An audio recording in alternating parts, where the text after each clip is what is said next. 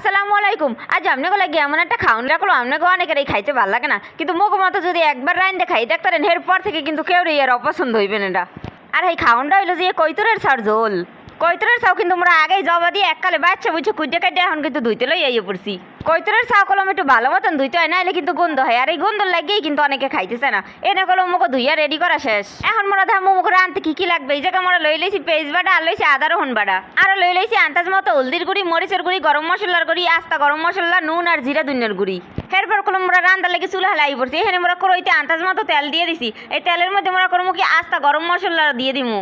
এরপর মোরা দিয়ে দিমু পেঁয়াজ বাটা আর লগে দিমু আদা রসুন বাটা। এখন করবো কি মোরা ইয়ার একটু ভাজলামু। যেইগুলা দেখবো একটু ভাজা ভাজা হয়ে গেছে সেইগুলাই এর মধ্যে মোরা করবো কি বাকি সব মশলাগুলারে দিয়ে দিমু।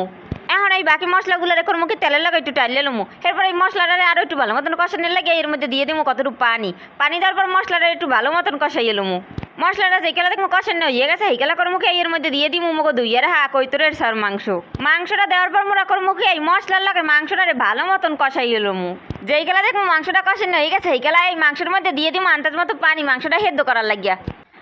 কৈতরের ছাড়া মাংস কিন্তু এমনি কষিয়ে কিন্তু হেড দেওয়ার লাগে বেশি পানি দেওয়া লাগে না। আপনারা আবার বেশি পানি দিয়ে না হেলে কলম মাংস খইয়ে যাইবে। মোরা কলম পানির পরিমাণটা কমাই দিছিলাম, মগো কিন্তু তরকারি গটগটাইতেও আছে। এরপর মোরা করবো কি এর মধ্যে দিয়ে দিমু জিরার গুঁড়ি দিয়ে নামাইয়া হেলাইলেই কিন্তু মগো কৈতরের ছাও রান্দা রেডি।